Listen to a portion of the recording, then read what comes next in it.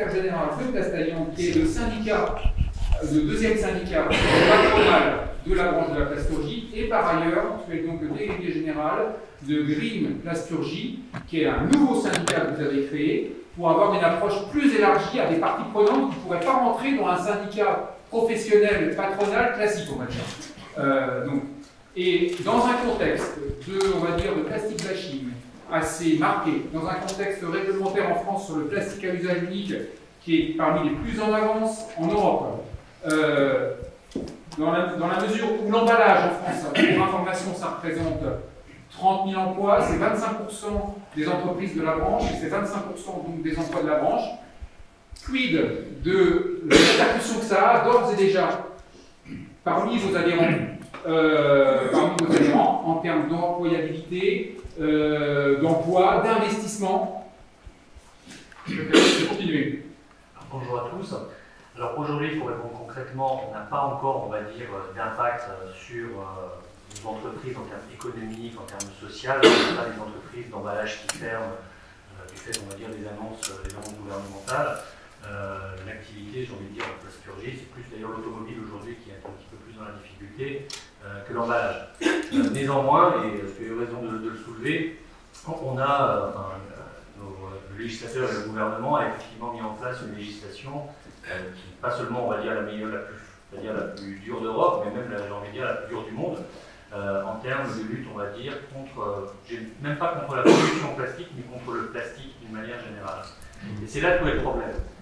C'est qu'on parle qu'est-ce qu'une transition juste pour les salariés. Alors, vous avez des salariés qui travaillent dans des entreprises d'emballage dans lesquelles on leur a expliqué que l'emballage, par exemple, qui était utilisé, servait à éviter des contaminations bactériennes, virales, des protections contre les maladies. On leur a expliqué que l'emballage qui était utilisé permettait d'éviter le gaspillage, parce que ça vous permet justement de pouvoir garder les aliments plus longtemps. Vous avez des salariés qui travaillent dans le domaine médical, dans lequel vous avez aussi quasiment que du plastique à usage unique, que vous ne pouvez pas réutiliser, dans lequel le plastique sert à sauver des vies. Et là, on commence, on dit, écoutez, peut-être le plastique, c'est pas bien, il faudrait effectivement l'interdire, sans penser, en fin de compte, à qu'est-ce qui pourrait réellement le remplacer. Est-ce que ce qui va le remplacer sera mieux, en termes, on va dire, du cycle de vie global? Est-ce qu'on aura le même bénéfice? Est-ce qu'on ne va pas se retrouver, on va dire, avec d'autres problématiques? Et donc, nos entreprises aujourd'hui, elles voient en fin de compte une législation qui avance, dans laquelle elles ne participent pas réellement. Le gouvernement, je suis un petit peu désolé de le dire, a déjà, on va dire, une idée assez fixe sur la question. Et ces entreprises-là, notamment les EDI et les grands groupes, on est dans un monde mondialisé, certaines sont implantées à l'étranger, et elles voient ce qui se passe à l'étranger. Et je vais vous donner un exemple très concret. Vous avez le 6 mars prochain, vous avez une réunion qui est prévue au ministère de l'écologie pour mettre en place ce qu'on appelle la stratégie d'interdiction des emballages plastiques, c'est-à-dire que tous les 5 ans, il y a un décret là, qui va être fait cette année ou cette année, et qui va prévoir, on va dire, que des produits plastiques vont être interdits. Donc ça, c'est ce qui est prévu en France. Le jour même, à Bruxelles, vous avez l'European Circular Pact qui se réunit. C'est-à-dire que vous avez l'ensemble des ONG, des industriels, des recycleurs, des collecteurs qui se réunissent à Bruxelles pour justement avoir, on va dire, une industrie plastique propre, mais non pas aller vers une interdiction du plastique, mais pour trouver des solutions pour mieux le récupérer, mieux le recycler. Et donc on voit qu'au niveau européen, on n'est pas du tout, on va dire, dans la même mouvance que ce qui est fait en France. Et donc, les entreprises se disent, et j'en ai certaines effectivement qui me le disent, ils me disent, attendez, mais si moi mon produit que je fabrique en France est interdit, je vais aller le fabriquer ailleurs, c'est clair. Je pourrais le fabriquer soit en Europe, soit éventuellement ailleurs, parce qu'il faut savoir, et les chiffres le disent, la production de plastique d'une manière générale est en forte croissance dans le monde entier.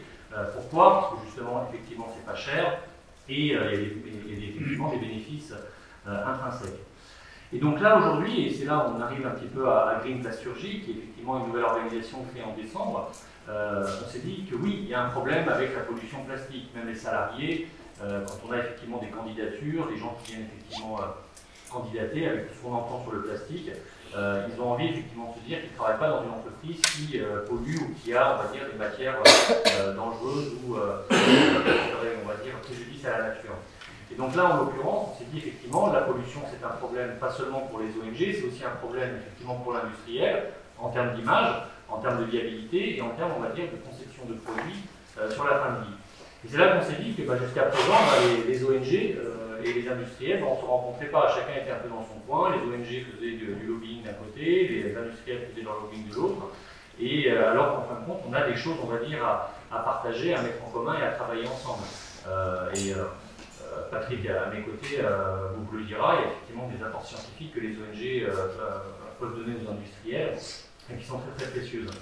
Et donc on a décidé effectivement de créer une organisation qui s'appelle Green Plasturgie qui regroupe donc des industriels qui souhaitent avoir une politique éco-responsable, mais quand on dit éco-responsable, c'est écologiquement responsable et économiquement responsable, c'est-à-dire ne pas aller vers quelque chose, on va dire, qui mettrait en péril non plus, on va dire, l'aspect social, l'aspect économique, mais qui en même temps respecterait effectivement l'environnement, des ONG, des recycleurs, des revendeurs, des fabricants, des organismes certificateurs, y compris étrangers, qui effectivement ont rejoint, notamment allemands, belges, qui ont rejoint Green Plasturgie, pour justement on va mettre en commun, on va dire un petit peu notre savoir-faire à ce niveau-là, et d'aller et de faire des propositions vis-à-vis également, notamment surtout de Bruxelles, parce qu'aujourd'hui à notre sens c'est au niveau européen qu'il faut agir, pour justement essayer d'aller vers un plastique, j'ai envie de dire, vert, c'est-à-dire vraiment effectivement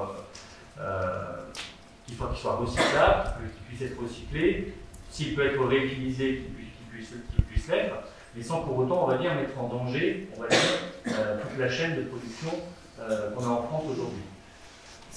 Quel est le regard que vous portez sur le recyclage en France? Parce que tu disais qu'il y avait quand même en corollaire sur la réglementation française le fait qu'il y avait des amendes qui allaient tomber et qu'on n'était pas formés les champions du recyclage. Oui. Alors, bon, c'est toujours la même histoire, c'est pour faire accepter, enfin, je pense, après on a des experts qui pourront en discuter, mais les salariés vivent aujourd'hui, la plasturgie vivent vraiment ce qui se passe comme réellement une injustice.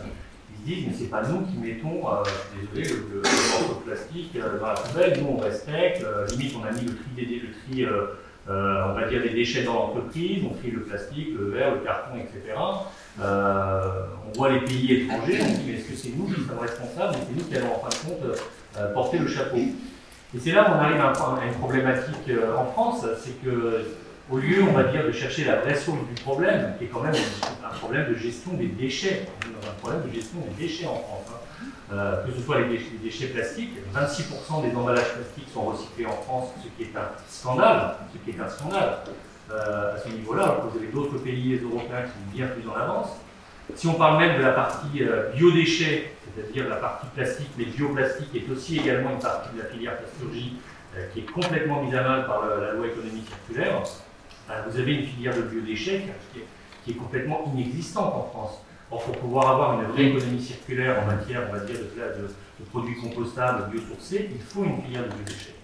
Et donc, d'une certaine manière, c'est le fabricant de produits, c'est celui qui fabrique qui est incriminé, sur lequel on fait peser des obligations, sur lequel on lui dit, bah, écoutez, il faut maintenant que vous incorporiez de plus en plus de matières recyclées dans vos produits. Et la même loi aujourd'hui, et c'est là où ça génère quand même énormément de tensions, c'est qu'on doit incorporer dans les années qui viennent plus de matières plastiques, mais de l'autre côté, on vous dit qu'il y aura moins de matières plastiques sur le marché. Or, la part de matière plastique qui est sur le marché, c'est cette matière-là qui est recyclée.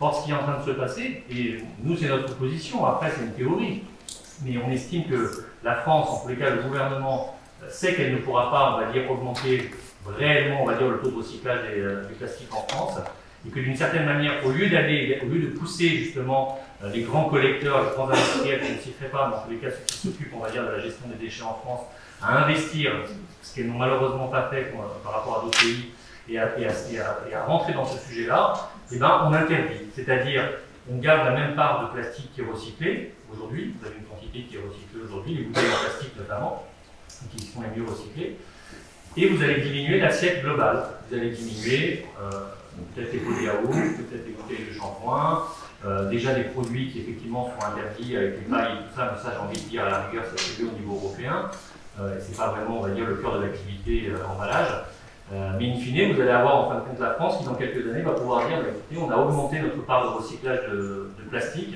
alors qu'on a tout simplement baissé l'assiette. Et c'est ça qui est le problème. Et quand on voit ce qui se passe au niveau européen, on voit que des pays ont mis en place la consigne, des pays ont mis en place, on va dire, des systèmes, on va dire, de collecte ultra efficaces. En France, d'une certaine manière, on s'est résigné et on arrive en fin de compte à aller vers de l'interdiction, de l'interdiction et de l'interdiction. Et ça pose énormément de soucis au niveau des boîtes. Entendu. Merci.